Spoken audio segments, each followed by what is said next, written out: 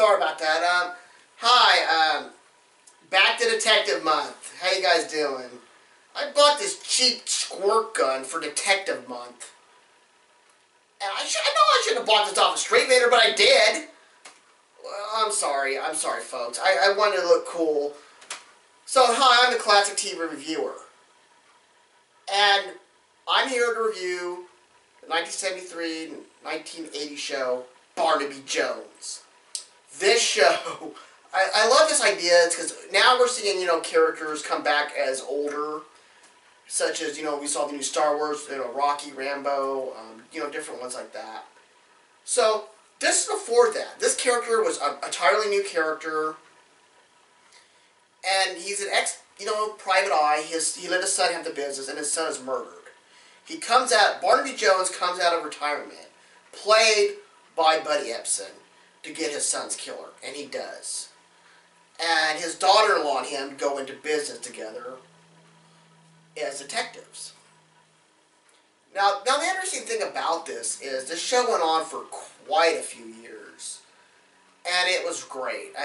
But after a certain point in the show, Buddy Ebsen was, declining in his health, where he couldn't do a lot of the stunts he did previous years. So it pretty much, like with the final episode, it's all about his daughter-in-law solving a case.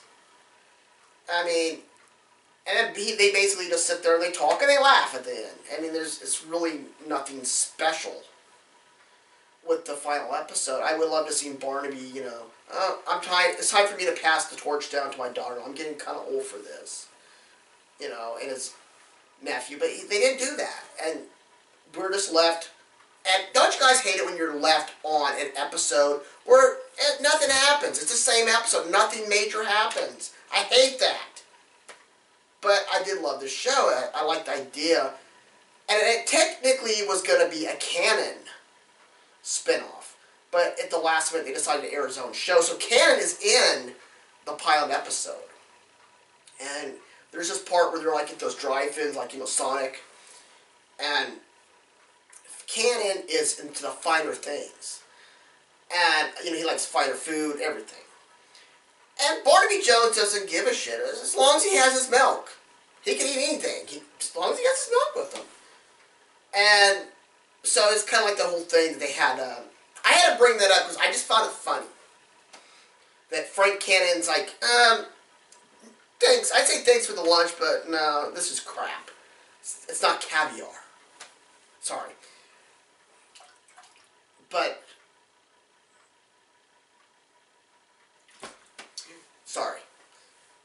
The show had a lot of interesting is that just because you're old doesn't mean you're useless. Buddy Ebsen was in his 60s, I believe, at this time when they put Barnaby Jones on.